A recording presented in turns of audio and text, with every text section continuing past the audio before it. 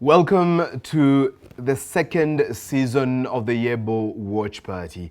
Our short holiday is finally over and we are so glad to be back, serving you great conversations around issues critical to this continent. For the first 5 weeks of this second season, we will be looking at African enterprises in different sectors. Our partner for these first 5 weeks is the United States African Development Foundation, or USADF. I'm your captain for the day, George Mutero. In a few minutes, we'll be getting to hear the different interventions the agency is engaging in across the continent and why, unlike popular belief, this is not another donor agency in Africa. I'll be co-moderating today's session with Ms. Yael Nagar. We encourage you to engage with us, so feel free to send your questions on the comment section of this stream. Our panelists will be happy to answer them. To kick us off, let's hear from the Foundation's President and CEO, C.D. Glin, in this next video. See you soon.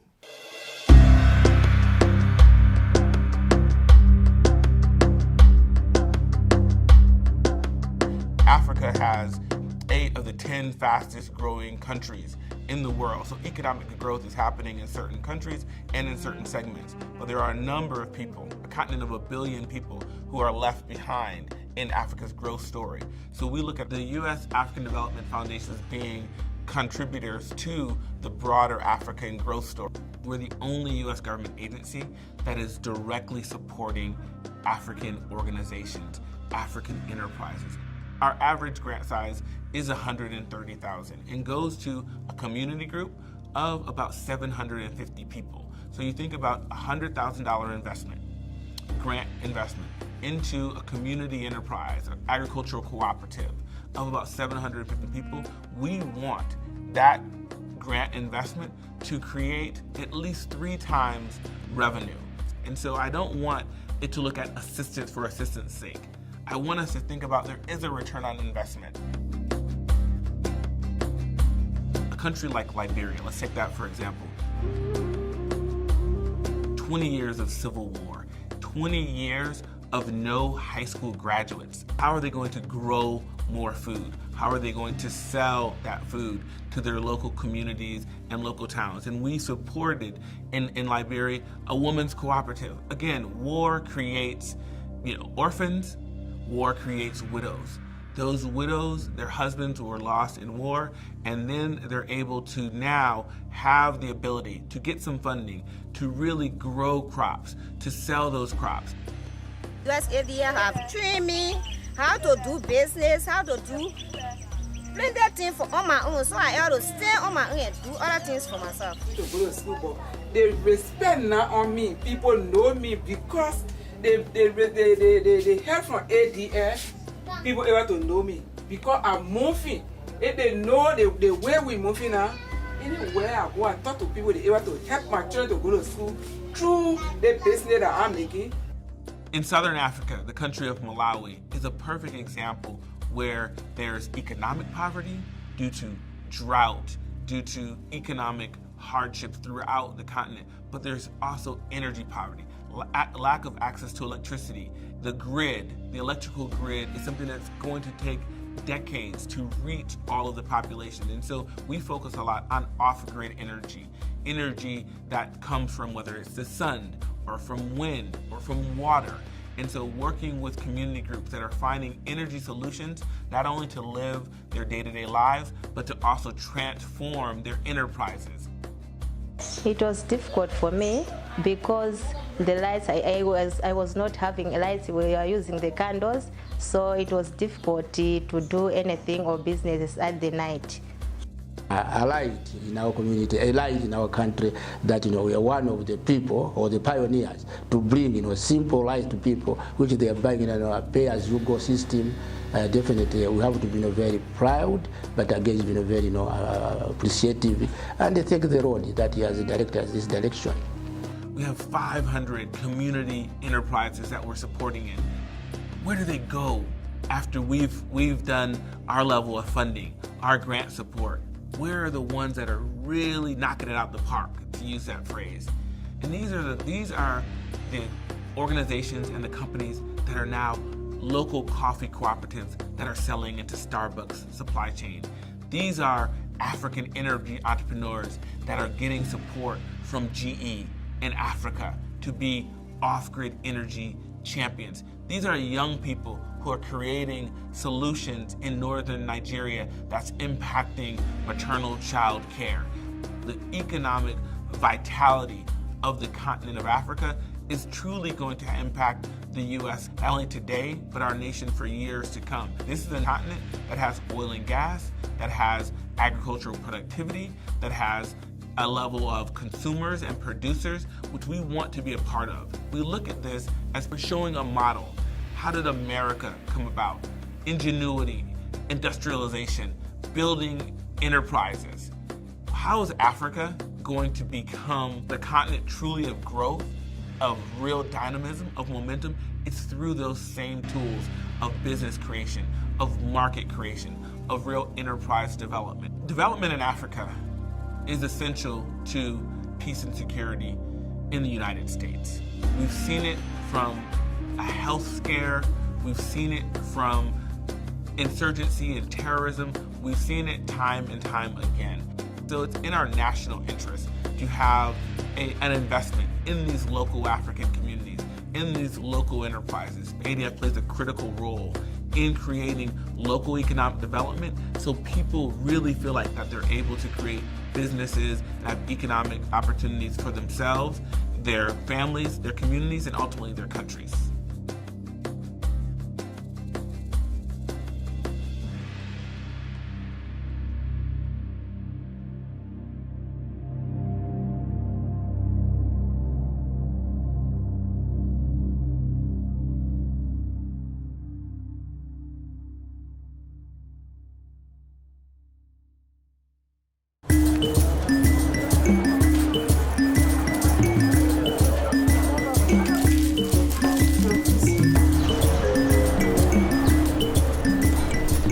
We met Odette through a workshop that we partnered with Kasha.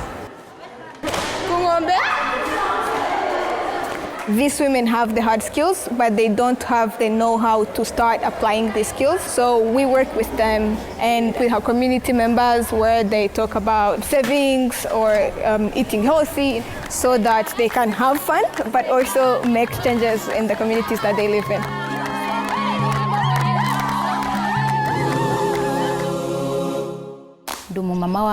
Before the Resonate training, I had a very difficult life. My children's father was abusive, and I couldn't afford to send one of our children to school. When our second child became malnourished, my husband left us. It was hard. At Resonate, we deliver leadership training to women and girls so they have the confidence to create the changes they want to see in their lives and in their communities. So after that workshop, started a business on her own of making soap. Now I am happy that I have the confidence to take care of my family. I'm gaining clients. I'm able to pay the rent on time, and my children can all go to school, have clothes, and eat every day.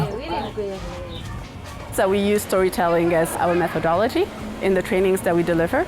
And through this workshop and this storytelling journey, they start realizing how resilient they are and how much they've actually already accomplished in life and how much more they can do, even believe that they can do it. The most unforgettable moment during the Resonate training was the hummingbird story. And it's a story of the forest catching fire and all the animals running away. And this little hummingbird is flying to the nearest river, picking up a drop of water and dropping the little drop of water onto the fire. And the animals asking her, "Hummingbird, but what are you doing?" And her saying, "I'm doing the best that I can." And that is a way we ground our definition of leadership at Resonate, which is being proactive in the face of a challenge and doing the best you can. It's believing that you are the agent in your life and you make the changes you want to see in your own life, which in turn affects your children's lives and your husband's life and your community for the better. It's seeing this sense of, look at what I can do now and I'm doing it on my own. And that makes us proud.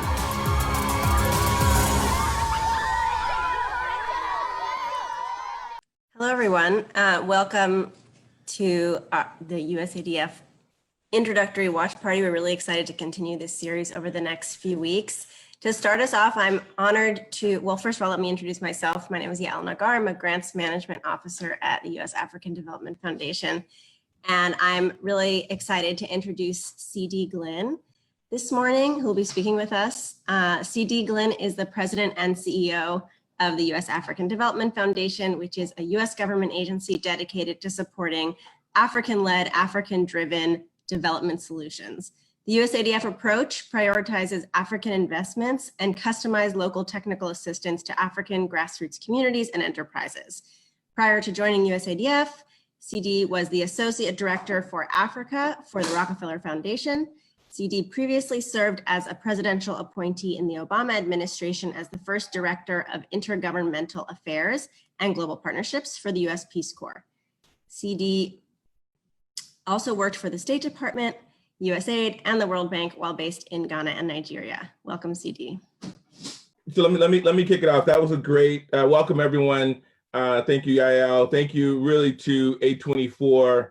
I'm really proud of the work that we're doing with A24. And during this time of challenge across the world, whether it be in Africa, the US, Europe, Asia, Latin America, the Middle East with the global pandemic, it's really important that development institutions and organizations develop the capacity to pivot. And I want to say an organization like A24, a Pan-African media company, one of the rising stars in terms of media companies on the continent, they showed what grassroots organizations showed and showed what small and medium-sized enterprises throughout the world have shown is this ability to pivot in the face of these challenges. And so I want everyone to know who's watching today that the relationship that we have at U.S. African Development Foundation with A24 was based upon, looking at how do we put a spotlight, how do we put a better emphasis on the work that we're doing in our in the communities that we're serving throughout the continent. And so we had engaged A24 as a media company to then highlight and showcase and video and document the impact of a number of grassroots organizations, small and medium-sized enterprises that we're supporting throughout the continent. And so before COVID, they were traveling to the DRC, to Niger, to Nigeria, Kenya, Senegal, many places. But when the pandemic hit, when COVID-19 struck, as it has across the world, that put a lot of the traveling on hold. And so because of the innovation that they had with these watch parties, we said, okay, well, why don't we pivot? Why don't we do something different? Because we still want to highlight the work that we're doing, our model of development. And so with A24, we now have launched these watch parties. And this is the first in the series of 5. Today, this will be sort of the 101. Who is the USADF? What makes our development model different? And also, how do we decide the areas of impact that we want to work in throughout the continent? So I'll share some information on that. But I do want all the viewers to know that over the course of the next 4 weeks, we also will have additional watch parties, and we'll focus on Africa's next generation social entrepreneurs and social innovators, and really focus on job training. We'll also really talk about powering Africa. One of the biggest challenges Africa faces is energy poverty, and that is providing real access to energy through African energy entrepreneurs, and particularly off-grid energy, wind, water, solar, hydro. And so we are excited about the work that we'll do going forward in the watch party in the weeks to come, focus on off-grid energy. We're also going to talk about the industry and the area where most Africans earn their livelihoods, more than 70%, and that's in agriculture and food security. And so we'll highlight some of the work that USADF is doing with grassroots communities and agribusinesses throughout the continent. And finally, we're gonna end up 5 weeks from now with the most important topic that literally drives the world, and that's really the empowerment and the growth and the development and the support of women, and particularly women entrepreneurs. And just really looking forward to the next 5 weeks to showcasing the work that USADF is facilitating, but ultimately the work that Africans are doing on the ground in the various countries throughout the continent. Yael, I think I want to take this opportunity to share a little bit more about USADF and sort of our development model, and maybe give a little bit of context to how we decide where we operate and where we function.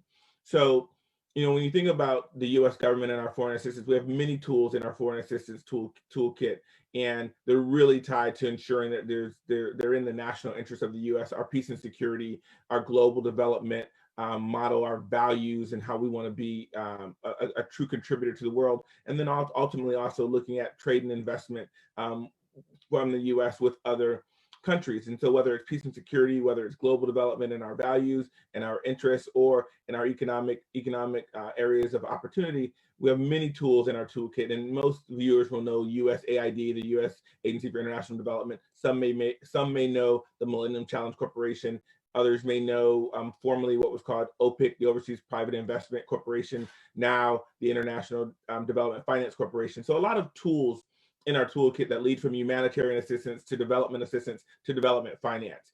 The unsung tool in that toolkit, one of them is USADF, and we're having watch parties such as this to ensure that we're no longer unsung, if you will, that we're not under the radar. We're really trying to highlight the work that we're doing, because we know the work that we're doing is facilitating transformation throughout the continent. And so our development model, which was established 40 years ago, is a little bit different than traditional development models, traditional U.S. foreign assistance. You heard, you listening would have heard in the video where I talked about that we're the only U.S. government agency with the exclusive mandate to find, fund, and support to invest directly into African enterprises and African entrepreneurs. The largest of the U.S. government and the U.S. taxpayers is broad, and there are many organizations that do support African organizations, but our exclusive mandate is to find, fund, and support to invest directly into 100% African-owned, operated entities. And so we only invest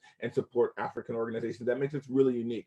But what we do and how we do it are really, really central. So I want to share sort of our approach, our model of development, and really talk a little bit about the populations that we serve, our approach, again, going on that, and the tools that we use. And so when we talk about work in Africa and investing in grassroots organizations, small and medium-sized enterprises, African entrepreneurs, it's really important to know that the population that we're serving are those who are marginalized, those who are underserved, those who aren't naturally a part of Africa's growth story. And that's smallholder farmers, that's pastoralists, that's refugees, that's unfortunately women, and all too often youth. And so how do we ensure that these underserved populations have a chance to not only survive and adapt and grow, but to really thrive in this continent that is emerging as a true global leader and contributor in the world? And so we target our efforts on those certain populations of underserved populations of people. The approach we use is also pretty unique because it's not a top-down model. It's a bottom-up driven model. It's not a model where we in Washington, D.C. decide what we're going to do in a certain countries and drop down solutions. It really is about participatory development, where those that we're seeking to support are part of that development story as we design solutions together. So we talk about African designed and African delivered solutions, where Africans are in the driver's seat, looking through that windshield, looking forward, not in the back seat, taking and being dictated to and driven wherever the driver wants to go. They're in the driver's seat. So Africans at the forefront, and we talk about that as local ownership. Really local ownership of the solutions. And so it's not top down, it's not donor driven, it's not designed from Washington, D.C. or London or Paris or Berlin or wherever development actors typically emanate from. It really is Africans at the forefront. And so that approach is really different and really, really unique and essential to what we do. And we're demand responsive to the needs and challenges that Africans are facing. And so we have solicitations and call for proposals, and they can be in certain areas, but we're asking, what are your solutions? What are the challenges that you're facing? And then how do we together co-create real opportunities for economic growth and achievement together? So the populations are important. The approach is essential, but also the tools that we use, probably I'll use this, explain this in 3 ways. We have capital. So we're ultimately using the tool of grant making. And so investing directly with grant capital, putting money in the hands of Africans as they drive their communities forward. So that grant capital, it could be anywhere from $5,000 to up to $250,000 directly to African organizations. That really is giving them not only a voice, but the choice in how they want to drive their development forward. ultimately to create pathways to prosperity. So the capital that we have is really important. We also have capacity building, because we know most challenges, it's more than money. It's always more than money. Money seems like the quick win solution, but the technical assistance that's needed, the capacity building support that's needed, we also ensure that that's provided. And then ultimately, how do we amplify the impact and create positive deviance when people say Africa's gloom and doom and communities that are underserved are being left behind? How do we showcase the real positive, forward-moving early adopters that are really taking their communities in their own, the community responsibility in their own hands and driving forward from a sense of sustainability and self-reliance? And that comes through convening. And so we really emphasize this convening power. And part of this watch party is part of that. How do we amplify the stories of Africans, again, designing and delivering solutions for themselves? Yes, with US government assistance, but they are in the driver's seat. So the capital, capacity building, and the convening opportunities are really essential to the tools that we use. So the population, the approach, and the tools are really essential. Ultimately, all of that comes together, again, not by having expats and contractors and US citizens and people with great hearts and development acumen like myself or Yael, who you might see. We're a part of this. We're part of that solution, but it's driven on the ground by Africans who are really contributing directly to their own organizations. And so it is about meeting those local challenges. It's about creating local solutions. It's about doing that with local staff and local institutions. And you saw on the video, and you'll hear more from one of our partners in Rwanda, ADC, African Development Consultants, who are transforming Rwanda and also doing more in the broader East Africa region. And you'll hear from my colleague Rebecca there. In Nigeria, you'll hear from Adamu, who leads one of the best NGOs throughout Nigeria, Diamond Development Initiatives, who's again transforming Nigeria from the top down and bottom up. I've spent a lot of time in my career in Nigeria, so top down, I'm talking about northern Nigeria, whether it's north central, northeast, and northwest Nigeria, all the way to the bottom up, and that's the south and the work that they do in the south in places like Calabar and Port Harcourt, and also the middle belt, and then looking at Lagos and other areas. So throughout the country, Diamond Development Initiatives looks at African solutions to African challenges with USADF support. And then that's African institutions. So we want to build African institutions to support African communities, those underserved populations. We also want to use African staff. And so my colleagues in Africa are African. These are people who are from the countries and the regions. And you'll hear from Beth Bundy, who leads our work in Kenya. And you'll also hear from Linda in Malawi, who is really leading some transformational work in Southern Africa in Malawi. So again, I want to emphasize that the approach is important. The population we serve, the tools, but the who we have actually leading that work is equally important. And that's about building African institutions who can serve those populations. Lastly, I'll say this, Yael. Many people want to know, okay, hey, you said you use capital and capacity building and convening power. That's really important, but how do you decide what to do? How do you decide who to fund? How does that work? And so we do have a solicitation, a screening, a scoring, a selection process to try to look at some of the best innovative opportunities, whether it's based upon need or whether it's based upon impact, of where we can put our investments to be a demonstration, a kind of demonstration of what's possible. But in terms of sectors, we think about what's going to drive people from poverty to create a pathway to prosperity, that what's going to help create sustainable solutions and really create self-reliance. And so we look at market-based solutions. We look at enterprises, an enterprise approach, a local economic approach to development that really is mitigated around building organizational capacity. So building the capacity of the organizations to actually advance, to have real governance and management and financial systems. That's essential, the organizational capacity of the enterprise or the entrepreneur. But we also equally are really looking at impact as it relates to, are we creating jobs? Are those organizations generating revenue? And are they also really looking at real transformation and being a model, a demonstration of a viable business that can move from grant capital to other forms of capital, whether that's debt, equity, or additional interest-free opportunities. And so we really look at, again, developing, growing, and then scaling African enterprises and African entrepreneurs, and looking at real success in their sustainability and the movement of them onto a pathway to prosperity. in terms of the areas that we focus in, we look at Africa's needs and challenges, and we have to match those with the US government's priorities. So if we look at challenges across Africa, they're immense. Challenges across the world right now are immense. But we sort of hone in on three that link our US government priorities with the needs and challenges that Africa's faced. And that's really in the areas of agriculture and food security. And we link that with the initiative that the US government has that legally through law is called the Global Food Security Act. But most people know it as Feed the Future. And so we look at our agricultural work linking to Africa's needs around agricultural, agribusiness, food security, climate change, water, the agricultural nexus between those issues of food security, of climate change, of the need for water and irrigation. And we link that with the Feed the Future initiative. And so we're meeting Africa's needs and challenges with the US government priorities in the agricultural space. In terms of power, 1.2 billion people on the African continent, half of them wake up in the dark and go to sleep in the dark, have no access to consistent power, using candles and kerosene and diesel and batteries. And so we look at powering up African lives through an initiative of the US government called Power Africa.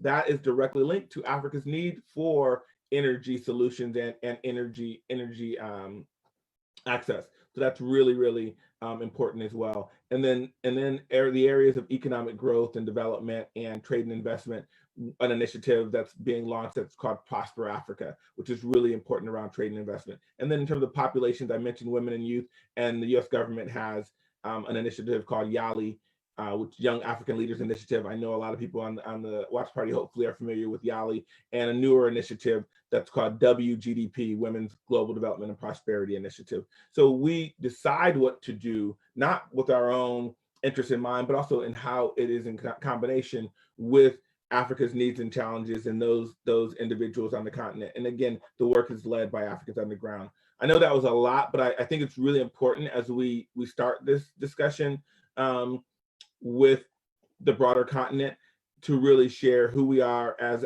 an organization, as a foundation, as an agency, but also more importantly, how we operate, and having the opportunity to showcase my colleagues is really essential to that. Amazing, thank you, CD, for that. I think that's a perfect segue to just introducing our other panelists.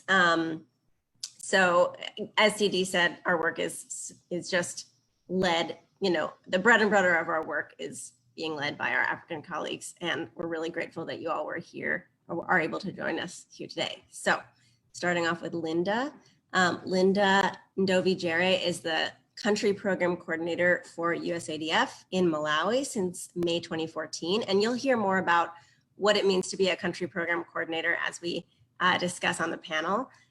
Linda has always been passionate about development work and changing livelihoods for the poor in Malawi.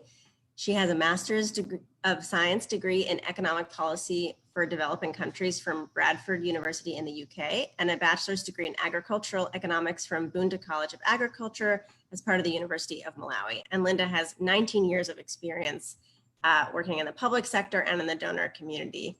And Linda lives in Lilongwe, and she's the mother of 3 brilliant and very cute boys who I have met. Moving on to Beth. Beth Bundy Baraka is the Country Program Coordinator for USADF in Kenya and has been doing that for the last 5 years.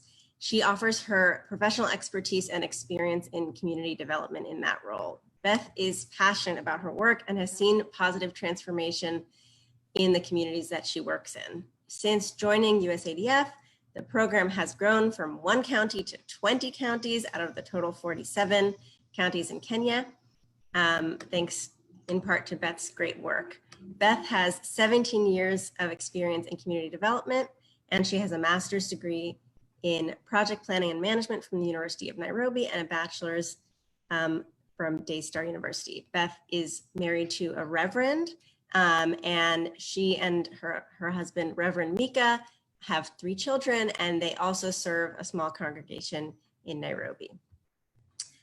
Moving on to Rebecca. Rebecca, thanks for joining us. Mrs. Rebecca Ruzibuka has accumulated more than 30 years of experience in the development sphere, and for the past 14 years, she's been the director of Africa Development Consultant Limited. And I should just share that African Development Consultant, or ADC as I'll refer to it, is USADF's implementing partner in Rwanda. So they offer all sorts of technical support to our grantees and have been doing a truly amazing job at that. Rebecca is responsible for overall program management and implementation, including establishing targets, collaboratively developing and testing solutions, monitoring and monitoring implementation, everything you can think of from start to finish. Before establishing ADC, she worked in academia. She's also held positions including marketing manager, supplies officer, and independent consultant. So she brings a wealth of experience to the role. And Rebecca, thank you so much for joining this morning. Next, Adamu Garba, calling in from Nigeria.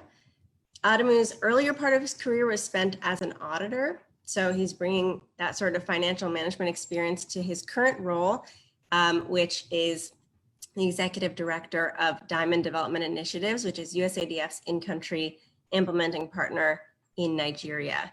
And Adamu has 21 years of experience doing community development work. So Adamu, we're really thrilled that you're here to join us as well. I think at this point, we're going to turn to some questions to the panel, and I'll pass it on to George to start us off. Thank you very much, Yael. I'd like to just go directly to follow up the amazing opening remarks by President Glin. And President Glin, what I would like to ask, when someone thinks or hears NGO, development agencies, especially from the West, that's Europe, America, and now fast rising China from the East, people think of, donor and recipient. And most of the time, the recipient is very dependent on the donor. I know you've touched on how USADF is differentiating itself, but please could you let us know more on why USADF is not just another donor agency in Africa, and its role in ensuring that after the programs and projects that it has financed, the project will be self-sustaining and self-sufficient in years to come, and it will not depend on more funds from the USADF. Great question, and as you refer to yourself, I was like Captain George. Great question, our captain for today and for the next 5 weeks. So thank you, George. Thank you to the leadership of A24, Yabo Live. We're privileged and proud to be a real partner with you, your organization, and what you're doing. And thank you for this platform. One of the things that's a great question in terms of what differentiates us, or how are we not just another development agency or NGO or U.S. government agency? And part of it is it's sort of the pictures that you see around the on the screen. Everyone, if they're on Zoom or what have you, is like, who do you see leading the organization? Who do you see represented? And as Yael was saying, Nigeria, Nigerian, and in Rwanda, Kenya, and Malawi, and it's some of it's sort of who's leading the work. We don't drop in expertise from outside and with the assumption that the local expertise doesn't actually exist there. So I think it's really, those key words that we say, but do we really live them? And I think the development community has to ask ourselves this. When we talk about local ownership, local ownership of the project that the community actually is in, the driver's seat that it is community driven and community led development, that we are talking about co-creation with really asking truly what ails you? What's the problem? What are the challenges that you really are facing? And then not linking you with someone who has a great degree from maybe an esteemed university, like Howard University. I'll just shout out Howard University. Not somebody from outside of the continent, but somebody who's there, who's local, who can provide that project management, that project monitoring, that local support to really help communities. Some of who are illiterate or semi-literate, who can talk about the challenge that they're having, but they don't really know all of the answers, and linking them with local implementing partners, local technical assistance providers is essential to that model, because it's one of their own. You know, and it really is doing two things, George. It's building the capacity of Africans, underserved, poor, and vulnerable communities to begin the journey to self-reliance, to put them on a pathway to prosperity, but it's also building African institutions who can then serve the poor. We have a lot of organizations, international organizations, that talk about working themselves out of a job. You know, we want to come there, we want to create empowerment, and then we want to be able to leave. But 40 years later, have never left, just run to another project. Our organizations on the ground are African organizations, and they're designed to stay, they're designed to support, and they're designed to actually transform communities and cooperatives one at a time. And I'll stop here. You heard you heard Beth. Yael introduced Beth, but you heard Beth say, or it be said about Beth, that we've gone from one community in Kenya, just for as an example, one community in one county in Kenya, a country I also know very well, in Garissa, in Turkana, in the north, and now, as was mentioned, to having projects and programs and support in 20 counties.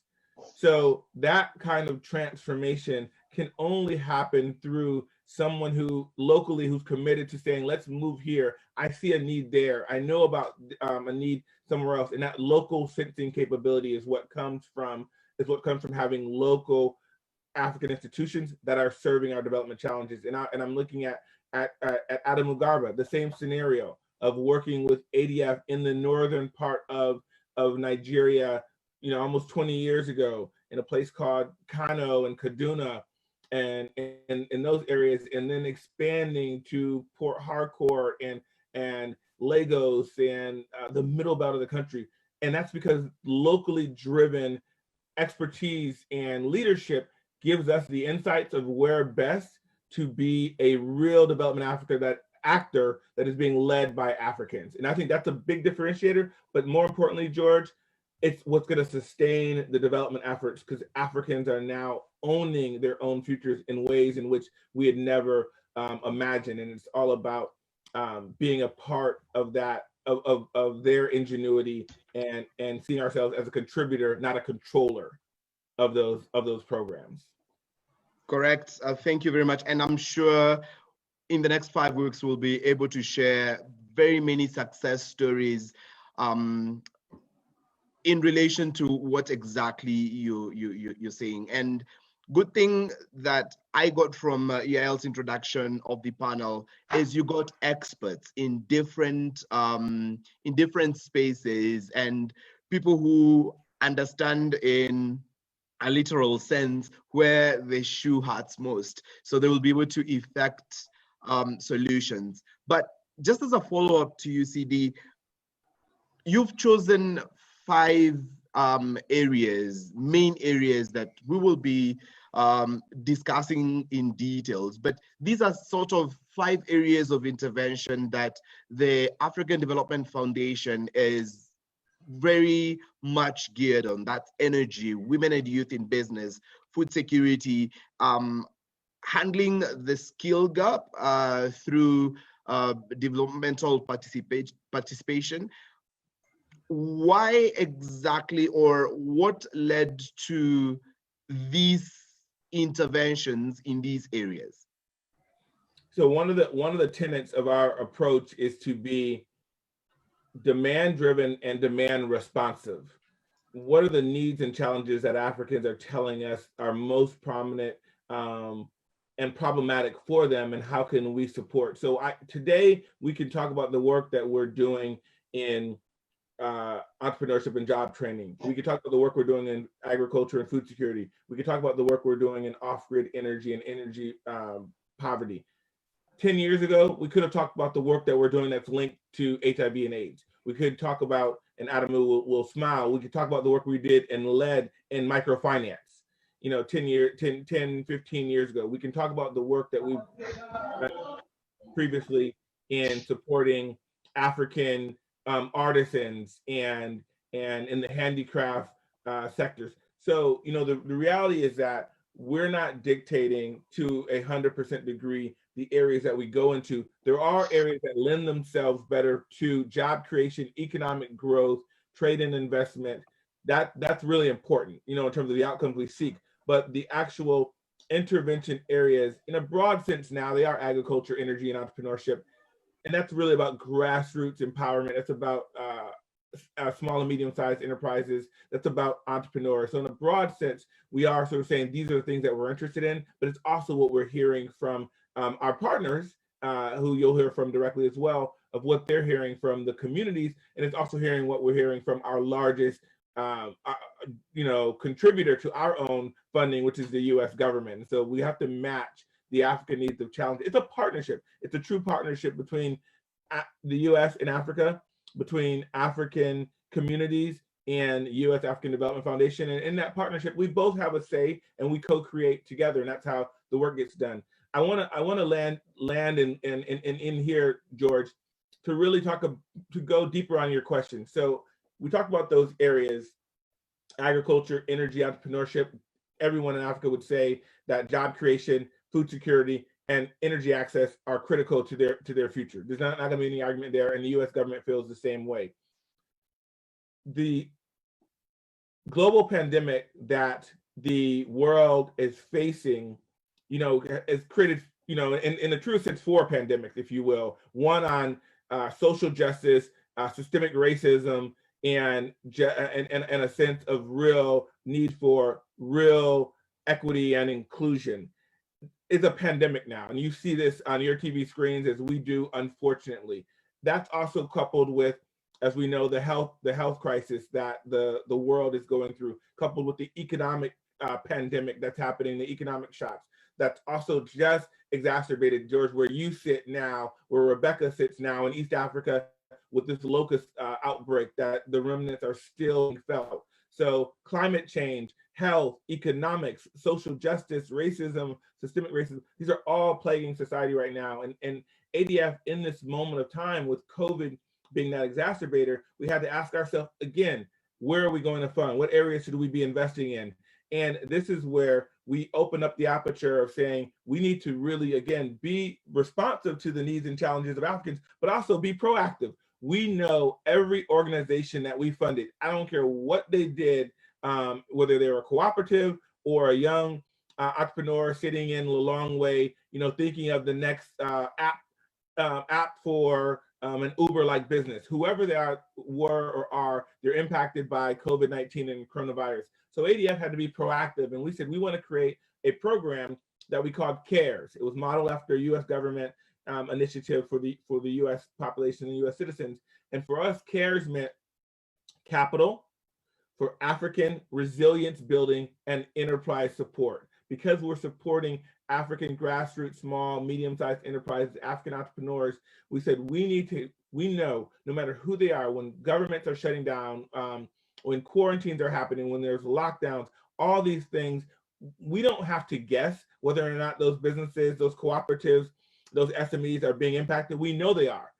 We knew they were. And we said we need to be proactive, not necessarily demand responsive. No one was demanding it because people were sheltering in place. People didn't know what to do. They were having to lay off their employees. And so we created this CARES program as part of our COVID response to provide immediate working capital to African enterprises and African entrepreneurs that we had already supported. But we also supported them in providing that relief capital for business continuity, for liquidity, to keep their staff on for another months, weeks, or whatever time period. So it was immediate injection of capital. But we also said, let's help them retool and reconfigure in this new normal and the next normal that's coming from COVID-19. Some businesses won't come back. Some of our societal norms won't come back. We saw our partners on the ground, DDI and ADC can even talk about this, how they became more digitally empowered, where WhatsApp and other digital platforms were needed more than ever. So these enterprises, whether they're in the ag space, the energy space, and the job creation space, they had to retool and reconfigure. And we saw women, young women who were entrepreneurs who were making fashion garments, and in the textile industry, creating beautiful African fashion designs turn into producers of PPE, personal protective equipment. they had to retool and reconfigure their business models. We have entrepreneurs and cooperatives that are doing shea butter and palm oil, and we're making cosmetics and making lotions and doing wonderful things, all of a sudden making soap to distribute. And that soap is being distributed in their communities and hand washing stations. So we were part of this change. We saw energy entrepreneurs that were creating solar solutions for the home and creating mini grids for industry, take those same solutions and link them to healthcare facilities and to rural health clinics and vaccination centers and isolation centers. So we've seen businesses and enterprise and entrepreneurs and communities not sit back and wait to be saved, George, or African organizations saying, oh my God, woe is me, what's happening with us? Is the world gonna come to our rescue? We've seen Africans themselves pivot and reconfigure and say, no, yes, this is the latest crisis, but it's not the last crisis, and we're built for this level of resilience, and we need to do something different. So ADF decided, to your question, how do we decide what to do? We saw Africans moving, and we said we need to jump on board and help them move faster. We saw them pivoting. How do we help them pivot faster? We saw them reconfiguring their business models and turning themselves into from fashion designers to PPE manufacturers, from handicraft makers to, again, PPE. We saw them pivoting, and we decided what to do because we saw Africans moving. So true to our model, true to who we are, we want to be a part of the solution, these African-led solutions, and we want to listen to our colleagues, we want to listen to the communities, and we want to help put people on a pathway to prosperity, and that defines ultimately what we do and why we do it. This looks more of a win-win partnership, so thank you. I still have questions for you, especially from our audience, but our audience who are on Facebook, but I think it will only be right if we also listen to the other people on the panel who are the country project coordinators. I'll start with you, Adamu. Let me say this, George, that you're exactly right. And those who are on Facebook Live, thank you for being on. Tell a friend, come meet us here next week, same time, same channel.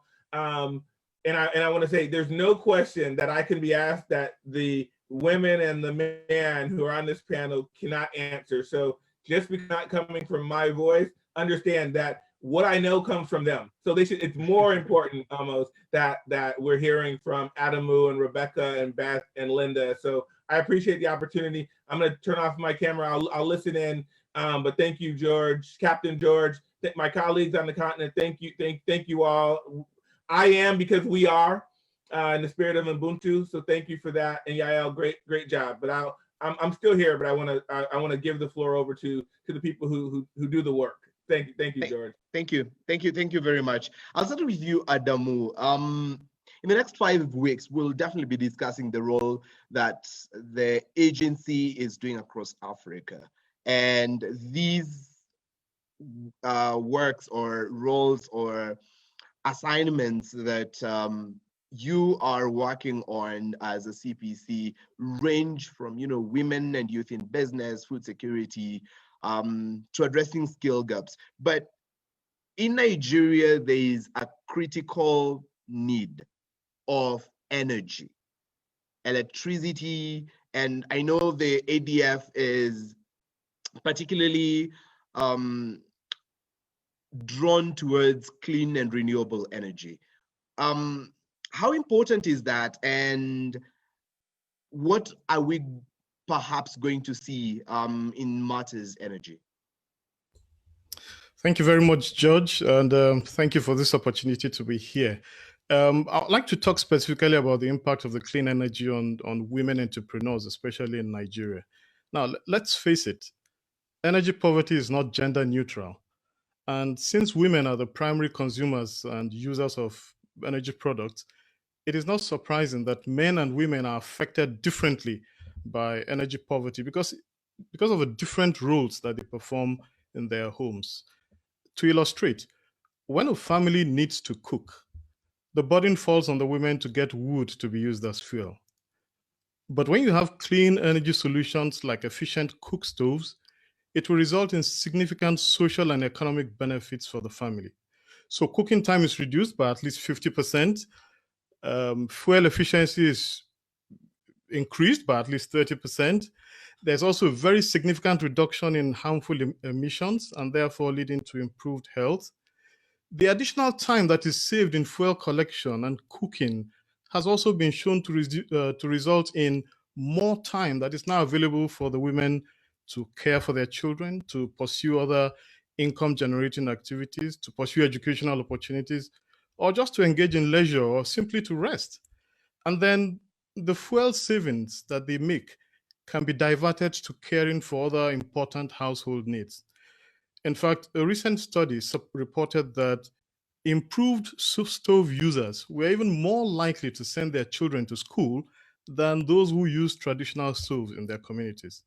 So it is important that we effectively engage women within this energy sector, because that will be a primary method of achieving sustainable development, improved health, and food security. And we're very excited about the work we're doing in Nigeria. I'll give you the example of a lady called Habiba Ali, who runs a great company in northern Nigeria, Kaduna, called Sosai. She's come up with an energy solution, a solar energy solution that enables women to dry their farm produce using solar power. So these are the kind of initiatives we support and encourage in Nigeria. Thank you. Interesting. Thank you. Rebecca, there has been very good things said about the work that's going on in Rwanda. As a way of introducing us to the ADF's role and work in Rwanda, what should we expect in the next 5 weeks on the role of what USADF is doing on the continent? Okay, thank you very much, George. I think it has already been said about the role of partners and Africa Development Consultant, ADC, the agency that I'm leading. We have been working in implementing the USADF program for the past 14 years.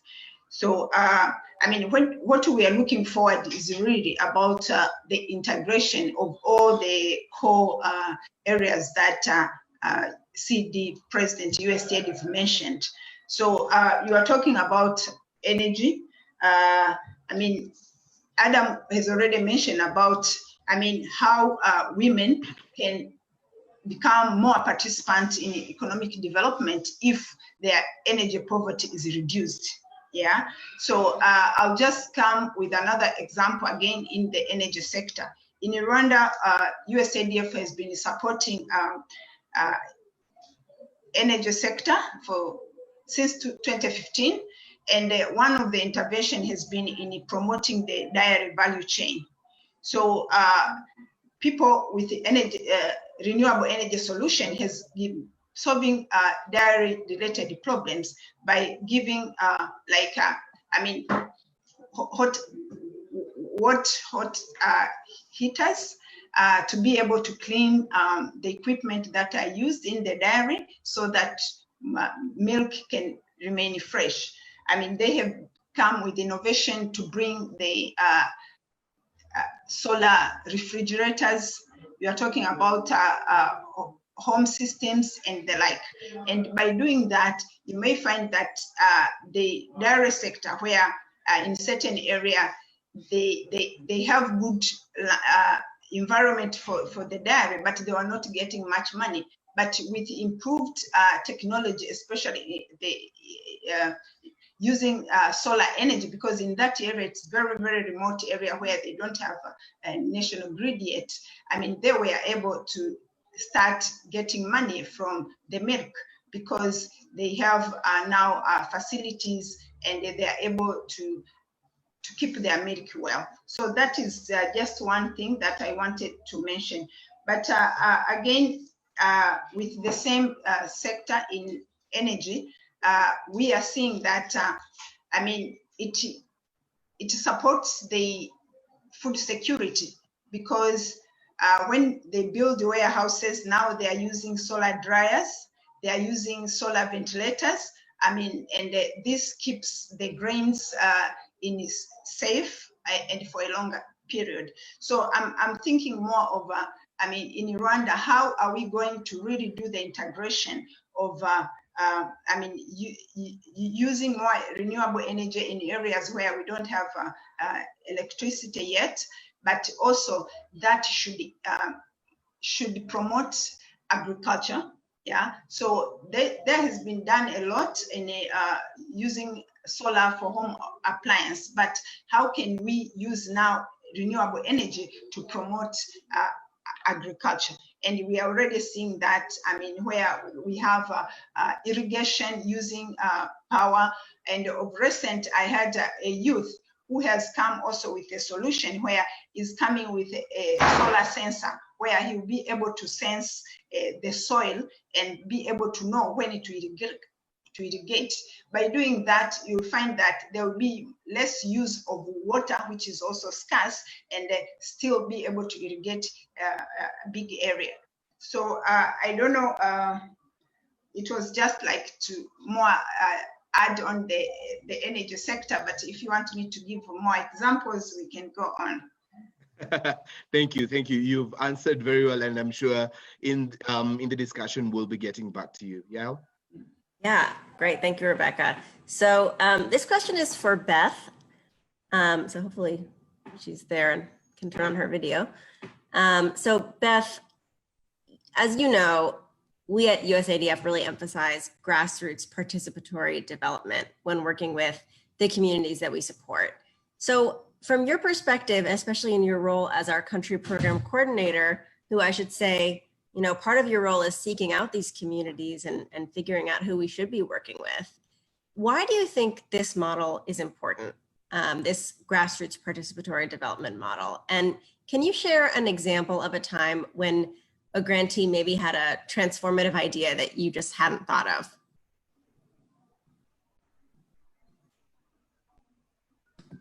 Beth, you're on mute.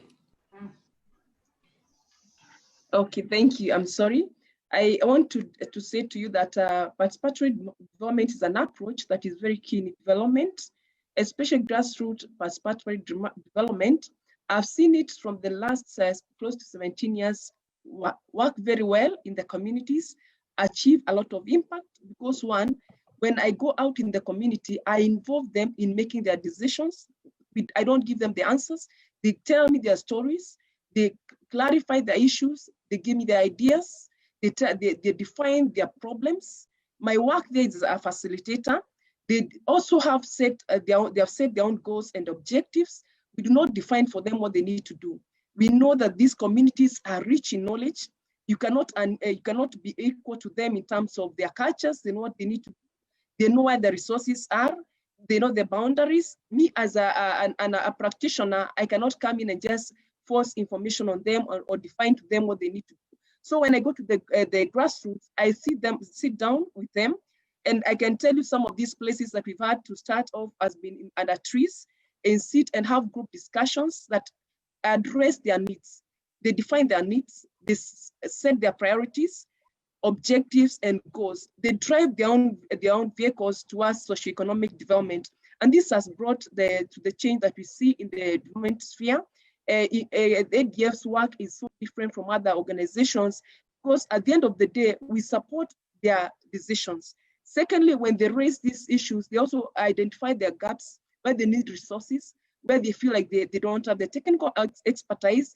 And with the tools that we have as ADF, that is capital, the seed capital, the technical expertise, we are able to build their capacities. To a level, they're able to manage, to do governance issues, bookkeeping, and even deal with their financial management tools. And that has set systems in place to help them even to continue even post-grant. One of these, why I see this tool as one of the most important model in the organization, it has positioned our grantees for future growth, even for sustainability. Why? Because once we have trained them and given the capacity to run their businesses, to be autonomous in their businesses, they don't need us in the future. They have been set to be able even to work with other investors who are interested in their businesses, even with the commercial banks, and we have seen them flourish. As Ayal is asking, I have seen a grantee in Turkana, to be very specific, who was in a fish business, Initially, when they came to us and told us they wanted to add value to their fish, start a cold storage system, and start selling fresh fish to the community, I was a bit skeptical, because you see, these are grantees that have low capacity. They are people without a lot of education. But I'm telling you, as we speak today, the idea has worked for them. It has become a role model in the county. They have been able to set job opportunities for the youth, for the women, because they have two kind of models. One is for dry fish. That's what I knew they are best at. And then the fresh fish, which I thought would not work, because basically they think fish is not meant for men to eat that. They should eat beef, goats, and cow. Men don't eat fish. So fish is meant to be sold to people outside there. But the organization also came up with a transformative idea that they can train their people to feed on fish. So they told me, Beth, you see, this room that we've kept our deep freezers, we can use this also as a restaurant to teach people on fish as a delicacy that can supplement their proteins in their body. And this is working for them. I was so skeptical because it was not even in the design. It was a new idea. But since we work with the ideas, we don't drive the ideas. I said it's good to work and see how it works. And today they have an extra stream income for their business, and they're doing well, even post the grant. As we speak, I think the grant is almost over. Thank God to CARES, which has supported them with more funding to be able to cause some level of change in their business. This approach works best because, one, it gives them the ability to attract other financiers because they have the systems in place. It brings sustainability. These people, even if you leave, they are locals who are already working there. We have given them the capacity in terms of managerial skills, accounting skills, bookkeeping skills. And lastly, not the least, is these are the local people who live there in the villages. They are not living. We come in, even though we are Kenyans, we come in and live and come back to town where we are centralized, you know. So we have seen this model work for the communities, and that's what has helped us to even scale in the country from 1 county to 20 counties. If I go to count one by one, maybe even by today we have surpassed the 20 counties because of the grassroots development approach that ADF uses in development. Thank you. Thank you so much, Beth. And I'll just say I have had the privilege of attending some of those meetings under the tree with Beth in Kenya. And really, I think one of Beth's greatest skills is just her ability to listen and really hear what the grantees are asking for. And I think that's what makes her such a great CPC country program coordinator. So definitely thank you, Beth, for sharing that wisdom. It's so true. Thank you. Adamu, please share more about your role in supporting grantees because one thing I liked about this conversation during President Glin's introduction, and also Beth has touched on it, it's not the work of the CPC to, help design the project and then give it to the communities who are implementing it. It's a collaborative effort. So as a CPC, what is your role in project design, development, and throughout the life of the project? And what kind of guidance, technical guidance and support do you offer to ensure that the project has had the desired impact? Okay, thank you. But I'm not the CPC. That's above my pay grade. I'm the implementing partner. Sorry. Yeah, so we're DDI. So what we do as implementing partners is that we complement USADF's role in project screening. We take steps to ensure that USADF's resources are channeled to those projects that are most consistent with the strategy and have the greatest likelihood of success and potential for significant economic and social impact. So after the initial screening of applications to eliminate those that probably did not meet the basic criteria, USADF hands over the selected applications to the local implementing partners. We then visit the applicants to verify the information in the applications to further assess their viability. So we look at things like technical issues, management issues, financial capacities, and so on. So that's the beginning of the due diligence process, during which we try to independently verify, validate, assess the quality and integrity of the information that they have submitted and that USADF requires in order to make a well-informed funding decision so that we can avoid waste, fraud, and abuse. So we have the responsibility as partners to ADF to ensure that all grants are given based on accurate information, that all the material facts relevant to the funding decision have been revealed, and that the organizations receiving the funding are not just reputable, but they are capable of executing their responsibilities under the grant agreements. But we also focus on identifying capacity gaps and prioritizing the needs of the organizations.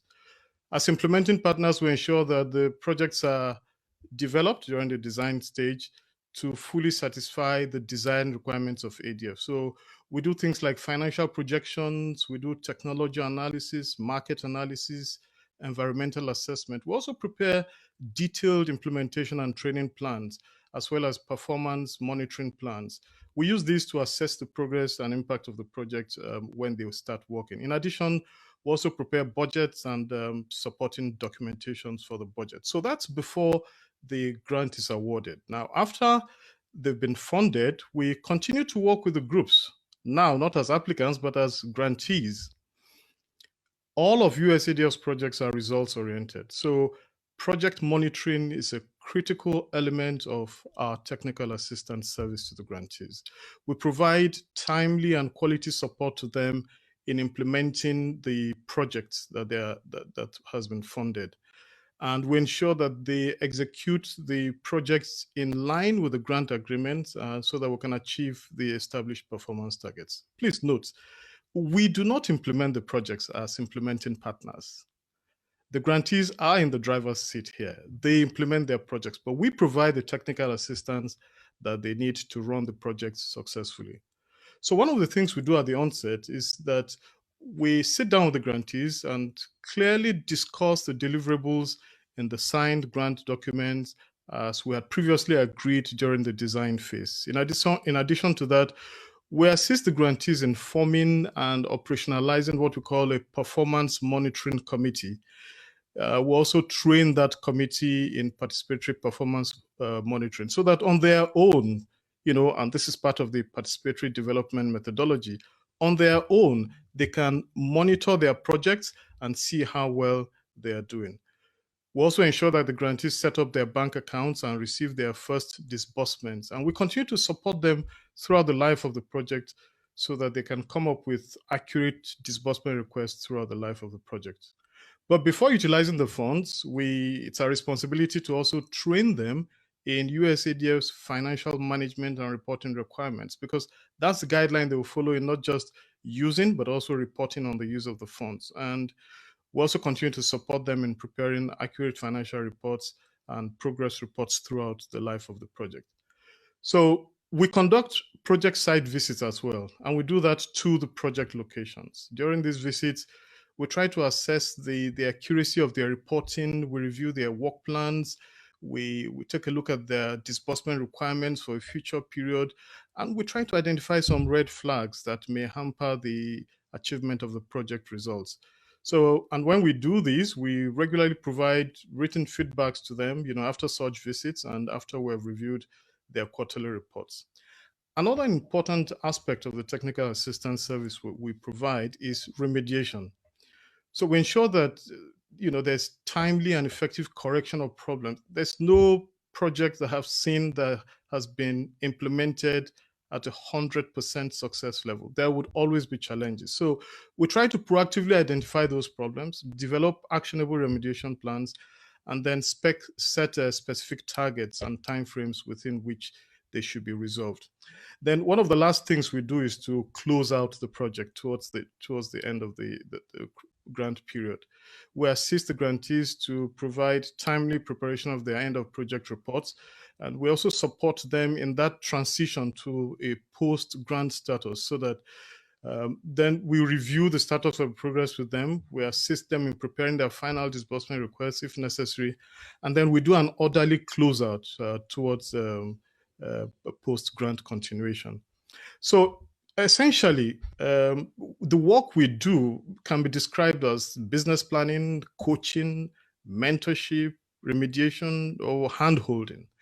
And there are 3 levels of impact that we find in all the projects that we fund. The first step is the development of the organizational capacities of the organization. So we look for improvements in things like governance, management structure and systems, and financial management and other things. The second step is improvement in production and sales. And finally, we work towards giving them linkages for next stage of financing so that their growth can be sustained. I would like to stop there. And I would like to say, I think in Nigeria, you're doing very well because we were there just before COVID hit. In fact, COVID hit when our crew was already in Nigeria and we had to call them back to Nairobi. But the amount of work and the level of dedication that your teams had in Nigeria is truly, truly, truly commendable. Yes, that's so true. Thank you, Adamu, for that. The next question is for Linda, and I hope Linda can join us on the screen here. Linda, one of our core tenets as an agency is that development should be led by Africans for Africans. I think we've hit that nail on the head here quite a few times this morning so far. So as a citizen of Malawi, do you feel that you have certain advantages over an American doing the same job? How do you feel your local knowledge serves you when you engage with local stakeholders, such as government, local traditional leadership, community groups, and grantees?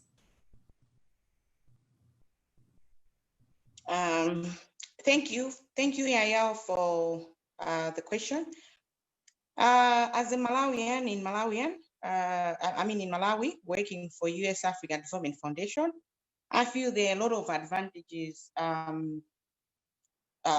Me being at the position of ushering through one end of the spectrum to an area where they can be able to get financial assistance, which is mostly needed by our grant recipients. I've worked in Malawi government before, and we were really hardworking people with a lot of goals and objectives, and we could see the gaps that they were there. But one of the challenges was that as a government, there wasn't enough funding to help each and every farmer out there, each and every group of marginalized people out there that we could meet and needed their assistance. What I've noted is that as a Malawian, you're able to interact with the different groups because you know the cultures, you know the different cultures that are there. In Malawi, we have the main cultures are about 5. And in most cases, you know at least the basics of those cultures, you know the languages. You are able to interact with the people using the local languages. You are able to understand their custom. I'll give you one example. We had a certain group that we wanted to start working with, but the group basically had a few members, and we asked them to increase their membership. They couldn't just increase their membership. So as a Malawian, I went back to them and asked a lot of questions. And at first we thought, I think they may be having governance issues. But then I came back home and I started reading through the notes that I'd taken.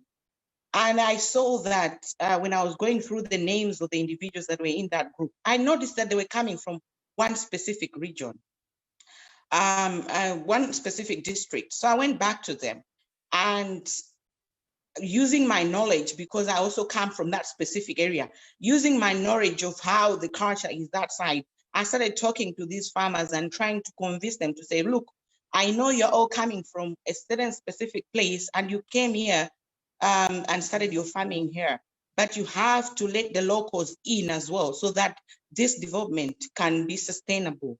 And just by me giving in to say, I know where you guys are coming from and I know where your culture, where you're coming from, and I want you guys to open up this group so that we can work together properly.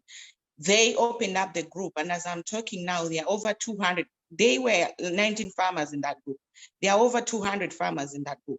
What made it possible was because I understood the culture of where they were coming from. In terms of different stakeholders, as a Malawian, I've been through the normal Malawian education, university, and in most of the stakeholders that we work with, you find that you have networks almost everywhere where you go. There'll be somebody from you met at university. There'll be somebody you interacted with at a different certain conference. There'll be somebody that you know at a certain point in time. When we need stakeholders to be to work with us, when we need stakeholder engagement, it is very easy for us to use the local network that we have to be able to get access to what we need. So that is one of the things that makes us much better than having an international, perhaps country coordinator staying in Malawi. But as a local, as a national, you know exactly which office to go to, who to contact, because those are the networks you've built over time. And those are the networks you use to make sure that our program is being implemented well. Wherever we have hitches, we contact the networks and we're able to get through because of the networks that we have. And what also I've realized is that the same networks, we get them involved from the onset. The stakeholders that we are working with, they are stakeholders that, as I've said, we've interacted at different levels, and we make sure that we start working together from the onset. Strategy development, we involve stakeholders at strategy development. We involve them at project development. We involve them at implementation level, all throughout the whole process. The idea is that USAID will only be there for some time. We'll fund the project for about 2 years or 5 years maximum. And then after that, the grant recipient will be left with the stakeholders on the ground, the government officials, other NGOs that are working on the ground. If we do not have established networks, even on the ground, it means after we have pulled off, sometimes the group is not stable enough. It still needs some hand-holding. The stakeholders that you have on the ground, they are the ones who carry over to handhold this group, to handle these farmers, to ensure that whatever development you brought into place is sustainable. It continues even after USAID has closed its doors in that specific area. So that is helpful for sustainability of the enterprises that we're working with, so that at the end of the day, we'll see something tangible coming out of it. Thank you, Linda. That is so right. And really appreciate you sharing that perspective. I wonder if you could also share just a little bit about USAID's partnership with the government of Malawi and how that program works. Yeah, I should have mentioned that at first. In Malawi, the program is being funded by both USAID and the Malawi government. It's a 50-50 co-sharing agreement. We have a memorandum of understanding with the Malawi government through the Ministry of Industry and Trade. And pleasantly, we do budgeting together. They also engage us in terms of giving them progress quarterly. We submit quarterly reports. We also participate in some of the review meetings that the government organizes. We are also involved in monitoring as well as auditing of the grant recipients together. Sometimes Ministry of Trade will initiate an audit of a certain cooperative or farmer organization on our behalf, or sometimes on its own. And so we have a very good working relationship. We submit our budgets timely with them, and we implement according to the budget that we are given each and every year. We send them reports periodically, and they also physically, they do monitor the grant recipients that we fund under the program in Malawi. So basically we have this relationship. It's a very good relationship because, as I have said, USAID will only be with the grantee for some time. With the relationship that we have, we normally involve the trade officer at district level. when we are developing a project, as well as during implementation. We also involve the Ministry of Agriculture and Food Security at district level, all the way down to the EPA level. They are the ones who also help our farmers in terms of farmer trainings, usually conducted by Ministry of Agriculture. So we try as much as possible to build strong relationships, even at grassroots level. In some districts, where possible, even the district commissioners are involved in most of the activities that we are doing, because we introduce the project to them as soon as we are signing the grant, so that they should be able to monitor at district level. So that's what we do with our partner, the Malawi government in Malawi. Amazing, thank you. And I should just say that USADF has a similar partnership in a few countries where we work, including Nigeria, including Uganda, Benin, a few others. So that's just a great way to get some co-investment from the governments where we work. So thank you, Linda, for sharing that. Now, I think this may be the last question, until we go to audience Q&A, if there's any questions that are coming in from the audience. So feel free to put those in the chat. But this is really for everyone to share. Something that we talk a lot about at USADF is this kind of institutional capacity building and how important that transformation can be to really build up an enterprise or business within the community so that they can have a positive development impact in their community. So can each of you share an example of, a time when that worked really well, when you really saw that capacity building succeed, a grantee that in your mind really modeled this institutional transformation and was able to contribute positively to their community? So why don't we start with Adamu? Okay. CD likes to talk about where are our grantees several years after we've finished working with them. So the example I want to give is that of a women organization called Women Development Initiative, based in Kano, northern Nigeria. This project illustrates how the USADF program empowers the entrepreneurial spirit that exists in impoverished communities. This women's group was established in 1998, and the main reason why they got together was to assist fellow members on health matters. But as time went on, they saw the need to economically empower their members. So they began a microcredit scheme among themselves, making little contributions, and from there giving small loans to members in turns. This enabled each of the members to create their own small enterprises or to develop their already existing enterprises. In 2001, this is just 3 years after they got established, they approached USADF for funding assistance, and USADF provided seed capital and technical assistance to them in 2001. This enabled them to build capacity and develop their loan portfolio gradually. It also led to their increasing their membership size. In 2005, and while still a grantee of USADF, this microfinance organization won several awards. They emerged as the best microfinance institution in Nigeria. They also won 7 other awards in several categories, and the award was to mark the International Year of Microcredit in Nigeria in 2005. Among the other awards they won was Best Loan Officer Award and Best Micro Entrepreneur with the Most Marketable Product Award. Now, the most significant transformation came in 2008, just 2 years after graduating from the USADF program. The organization transformed into a full-fledged microfinance bank. And as we speak, the bank is still operational. So we see this as one of those fine examples that demonstrates how institutions can transform based on the assistance they receive from USADF. Thank you for that. Who wants to go next?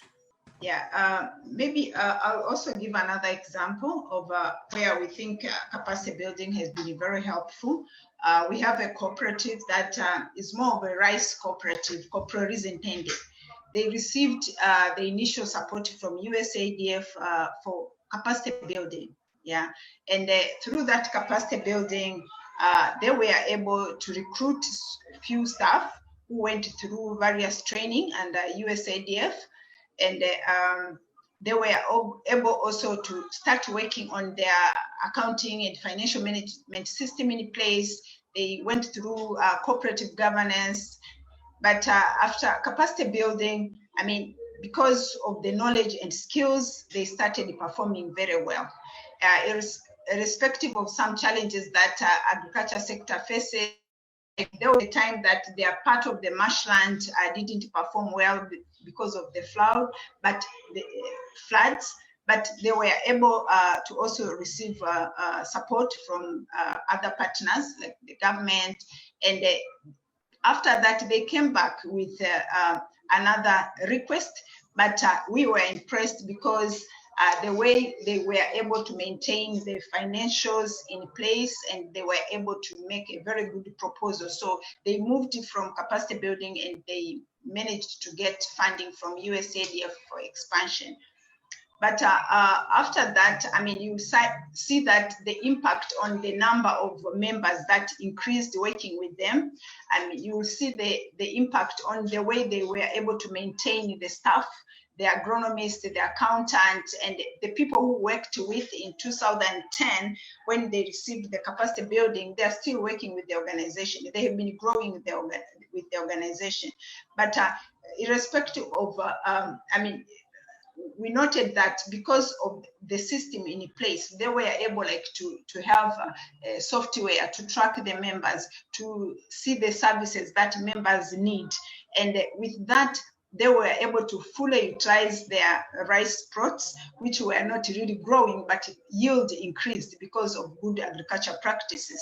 But I mean, they become very innovative. I mean, they started, because one of the things that we have been emphasizing and the partner has been helping is really to help these grantees to see who else the partners they can work with. They started working very well with the milling, the rice milling factory, and through that factory they received tender to start transporting the rice part from different organizations, the function that was being performed by the factory itself. So we were impressed that, I mean, with that good management of funding and less conflicts, because they are very much with good governance, USAID supported them with one truck, but in 5 years, end of the project, they were able to buy additional four trucks, and you have 5 trucks to do the shipping of the, and not only that, they started now expanding because the limited land with the plot, they started thinking of other income generating activities. They opened the big hotel where they are hosting people who are doing training, they are hosting people who are doing weddings and everything. But as the organization grows, they were encouraging many members to join. So the needs, I mean, for expansion were there, but due to good governance, they were even able to come with another project in to improve nutrition of their members, and they accessed USAID funding to do the poultry project. So as we are talking today, you'll find that they have been very sustainable, not only in accessing grants, but they are also working with financial institutions. So they have bank loans, they are able to pay well bank loan, they are able to guarantee their members to also access funding to do their small projects. So this is one of example of I mean, capacity building, that if you have systems in place and you have people who are knowledgeable, I mean, they'll be able to multiply the grant that they received from USAID to do more things. So as of today, you'll find that they don't only rely on rice, but they also have, I mean, they are more on recreation. They are hosting people for different activities. And they are now in the poultry, so they are contributing to nutrition, not only for their members, but I mean, for the country at large. So this is one of the very, very good example that we think the capacity building had impact. Quickly, I'll also mention another group that we worked with. It was more of a rice cooperative. So it was a pineapple in horticulture. Yeah, I think this was before Chris Falls left, but I remember that we went with her in that group, and we are sitting in the tree shade, taking all the information from the grant. Now, I think after that, it was really like, I mean, we were doubting where, I mean, are this really knowing what they are talking about? Because the little support that they were receiving to start even the cultivation was from the nearby Catholic Church. But I mean, through capacity building with the work that we did, because the first thing was to funding from USAID supported them with to train on organic farming. So with the organic training from USAID, even after the operational grant, I mean, other partners were able to chop in and support them, like to do more things, including USAID.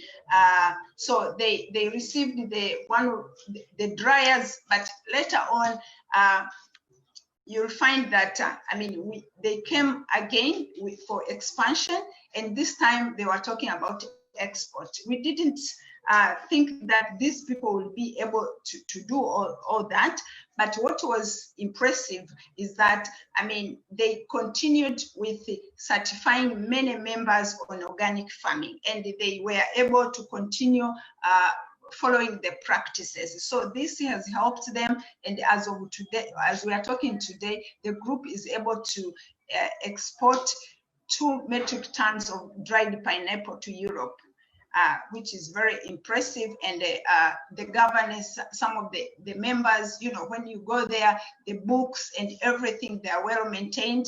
So this is where we think, I mean, capacity building works, because you prepare them to be able to access not only USAID funding, but they can also access, I mean, bank loans. They can also attract other investors. I mean, because their books are correct, they are able to give real things rather than when you don't have any systems in place. So capacity building is key, and we are proud to be part of the USAID program in implementing that. Thank you. Great. Thank you, Rebecca, for your input. I know we are running out of time. We were supposed to finish 4 minutes ago, but I am very eager to hear from Linda and Beth. But this is what I'll do. I'll go straight to the our Facebook audience and pick a question, and then I will very quickly ask Beth, please just respond with a very brief comment, and Linda respond with a very brief comment. There's one here saying, let me check. Yes. What is the criteria USAID is using to determine if a project is successful and self-sufficient? I know self-sufficiency is something that most people are very eager to learn about, because from a donor-dependent kind of relationship, people don't want to see, and that is what USAID is not. It's not just any other donor organization. So for sustainability, how do you determine successful project, and how do you determine if it will be self-sufficient? Let me start with you, Beth. Okay, thank you so much. I want to answer this. As we initiate any project with our grassroots organizations, we usually carry out a baseline study using a tool that is called OCAT, Organizational Capacity Assessment Tool, and also a PPI tool that is a Poverty Probability Index. These are tools that enable us to tell where the grantees are as we start the project. And then as we continue, as we close that project, we also go back to the grantee and do the same assessment. So after that assessment, we're able to tell were at this level, and today they are at this other level. So you can tell they're sustainable, you can tell the impact, and the story changes because at least you have measured the impact. It's not like you're just listening to narratives of what is happening. We do quantitative data analysis and qualitative data analysis of the impacts that that the grantees have gone through the entire cycle of the grants. Interesting. Thank you. Linda, is it any different from where you stand, or is there any other addition that takes part in that process of making sure that you have enough data to inform a decision of a project is being successful and being self-sufficient?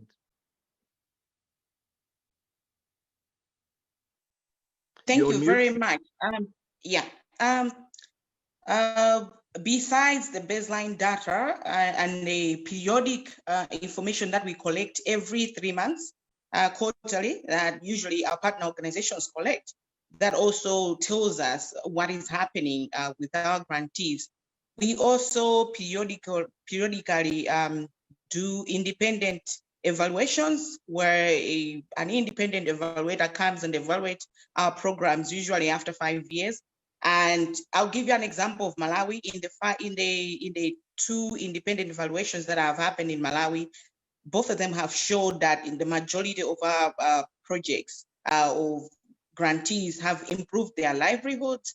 The groups are sustainable, so they are able to still keep their workforce, at least two or more. They are able to continue with their production. They are able to continue as a group, and also others have diversified to other businesses besides what we started with them. So that has shown that throughout the years that we've been working in Malawi, the program has been sustainable. And besides that, in terms of livelihoods, because that's what we want to see change, we have seen that the individuals that we have received our grant, the farmers, have improved their livelihood. They have improved their diets. They have included more than 3 types of food groups in their diets. They are able to open up small businesses like walkers and then small businesses around their households. They are able to access clean energy on their own by solar panels, by solar equipment and all that. With the improved business or improved process that they get from being in a group that has been assisted by under USADF. So those independent evaluations are to us, they are really a good tool to show us that whatever we are doing, just like that video that we saw, that within the sphere that we are working, we are indeed influencing. Something is happening. It might not be huge, it might not be the whole of Malawi, but at the sphere that we have stepped our foot on, we have seen that something keeps changing, something keeps happening, and the people are never the same. Thank you. Thank you very much. And thank you to our panel for that insightful contribution to today's session. Thank you to my very able co-moderator, Yael Nagar. Thank you to Linda, Adamu, Beth, Rebecca, and President Glin for your time. In times of COVID, most entrepreneurs and next generation entrepreneurs have found themselves forced to adapt to new ways of doing business. But how do you ensure you've bridged the skill gap in your operations? That's next week on the Yebo Watch Party. So tune in. This stream will still be on, so you can share, you can watch with your friends, you can recommend it to friends and tell them we are in class every single week for the next 5 weeks, and we are learning a lot about not just what an agency is doing in Africa, not what the USCDF is doing in Africa, but the kind of personal stories and the impact of these stories in day-to-day lives. So make sure that you join us next week, same time, same place. My absolute thank you to my team, my producer Uscdf, my director Istabu Hamza, our technical director Brandon Jonge, and the entire 824 Yebo digital team. Thank you to the digital team at Uscdf, and I will see you here next week, same time, same place. Take care of yourselves and stay safe. Kushona max inanisaidia kwa jinsi siwezi kakosa pesa yangu kwa mfuko. Siwezi kaenda kuomba kwa mtu. Tangu nipatane na Africa kuna big change. I'm really inspired when I see these artisans doing great things with the little resources that we offer them. Yet they had previously been excluded. It's very fulfilling. Cherehani Africa started by providing productive assets like sewing machines, which their customers would use to make money and grow their businesses. Tangu nipate Cherehani imenisaidia sana sababu napata chakula changu kwa nyumba, nalipa loan yangu, naweza lipia watoto yangu shule, school fees. It's very important to be genuinely concerned about the well-being of your customers.